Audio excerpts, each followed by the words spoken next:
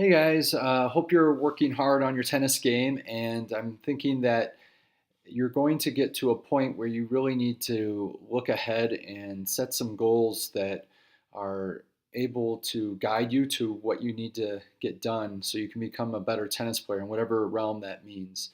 So, we're going to get started with a quote of mine that I really enjoyed from a book called Relentless. And Tim Grover has worked with a lot of pro athletes, including Michael Jordan. And he basically says that a lot of people, for example, a lot of recreational tennis players want to become better, but the question really is, are you willing to make the sacrifices to become better?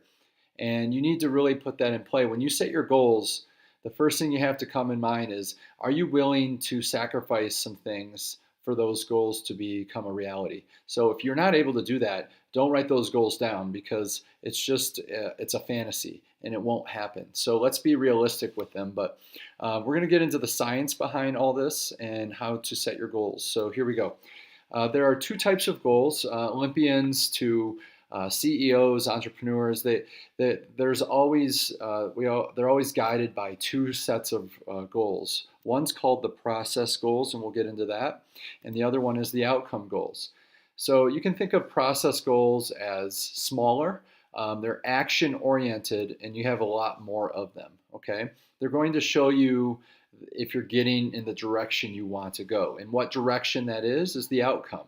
So, the process, you're going to have a lot more. So the outcome is maybe a little bit more important because it's going to be your compass. It guides you to exactly what you want to be. So overall product of your process goals. So all those process goals are going to get you your outcome goal. BHAG is from Jim Collins, big, hairy, audacious goal, he says. And it sounds pretty funny, but it does make a lot of sense because it's supposed to scare you a little bit, but also motivate you that you can do this. So you don't want to set your goals too high or too low. I would aim higher than what you're thinking rather than lower, though. Let's do some examples for each type. So process goals, and you're going to see a little commonality between the process and outcome goals in a minute. We'll get to what those are, but maybe you can spot them. But here's an example of working out 3 days a week, hitting 100 serves before practices, getting up 30 minutes early to run twice a week, 90% of your diet with 3 or less ingredients, and maybe taking 10 seconds between points and matches. All these process goals are action oriented, right? And they're smaller and they're guiding you to the bigger picture. And the bigger picture, and then you're going to have like maybe a 5-minute stretch routine in the morning. That's just another example. But basically, all of these goals guide you to the big goal of your outcome goals. Okay, so outcome goals are maybe moving up a level, whatever that is. For example, a 3-5 to a 4-0. Winning a local tennis tournament, that would be a bigger goal. It's not just a small one-day thing. Your record against 3-0 players maybe is above 500, which you've never been able to accomplish. Beating players you have always lost to. Becoming nationally ranked in your age division, or being invited on the local competitive adult team. All of these are examples of bigger goals that your process goals can get you to. So when you're doing these, try to make sure that you have process goals that are all related to your one big, hairy, audacious goal of your outcome goal. All right. So one thing these goals all do have in common is that they're all something called SMART goals. SMART goals you might have heard of. Just to go through them in terms of goal setting for you guys in tennis, you want it to be specific. Playing better is not specific. Winning 50% of your matches is specific.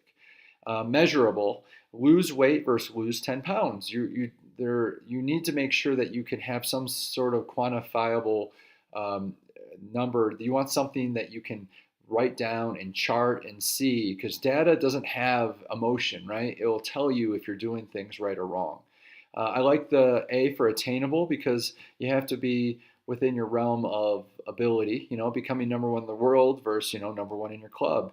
That those two are definitely on, you got to look at which one you can do. So attainability is very important. Relevant, practicing like before versus maybe practicing a little differently, called deliberate practice. And It's just a practice where you're really setting goals. Another way to say it is it's purposeful practice. You're not just hitting tennis balls. You're doing things for a reason when you go out and play. Timely. So becoming a 3-5 player is a great goal, but becoming a 3-5 player in 3 months is timely. So having a specific, measurable, attainable, relevant, and timely goal will help you when you decide your big, hairy, audacious goal, but also your process goals too. So once you have your goals and outcome goals in place, I have a solution, or I have, not a solution, but a way to make this happen a little bit better. Jerry Seinfeld came up with this, and I've used this many times when I have this big, hairy, audacious goal, and it's like, holy cow, how am I going to get this done when we're kind of in a society where we get instant gratification. We can look up things quickly. Patience is not something that we're accustomed to. So this helps a little bit. So think of a calendar, and I would have a blank calendar in your room. And when you have your big, hairy, audacious goal, your outcome goal, mark that on the calendar wherever you want, whenever that's going to happen. And then you're going to have all these blank spots before that date of winning that tournament or moving up to that next level as an adult league or something. You're going to have all these blank boxes, so you're going to fill them with X's with your process goals. For example, if you run 3 miles, put an X there. That has helped you, guide you to become a better tennis player. Maybe you hit 200 serves, so you got that down. 30-minute workout, you get the idea. So you just kind of go along the way and you're marking them. Hopefully you're getting long X's, a long chain of X's. But when you have like breaks, say the next week you don't do it for 2 days, that's okay. Just think of it as motivation is a finite resource you need to fill up again. So maybe you need a break, but then again, you kind of go at it again. So I think that's important to understand is not only are you trying to do these small things over a period of time, which hopefully become habits, and we'll get into habit development later, but this is kind of also leaning towards the idea that, motivation is a finite resource. So you being able to do this over an extended period of time, depending on the person, might take a lot of energy. So you might need a break every once in a while, and that's okay. That's human, and everyone needs to take breaks so that you can sustain this over a long period of time. All right, so basically your take-home message, in my opinion, through working with a lot of people and reading about a lot of successful athletes and interviewing and even myself, the one thing that I've found is that you're not going to have your big goal, your big, hairy, audacious goal become a reality if one thing isn't in place. There's a lot of little variables, of course, but it really is enjoy the process. If you're not enjoying getting up early in the morning, hitting serves or hitting against a wall, getting beat up by the local pro that you ask him just to play you in a set, you're not going to get much better. You're not going to get that goal. So you got to fall in love with the process, and that's something you got to consider. Kind of like in the beginning of the video, I mentioned that what sacrifices are you willing to make to reach your goal, but also at the end, like look at the process that it's going to take. Are you going to fall in love with that process?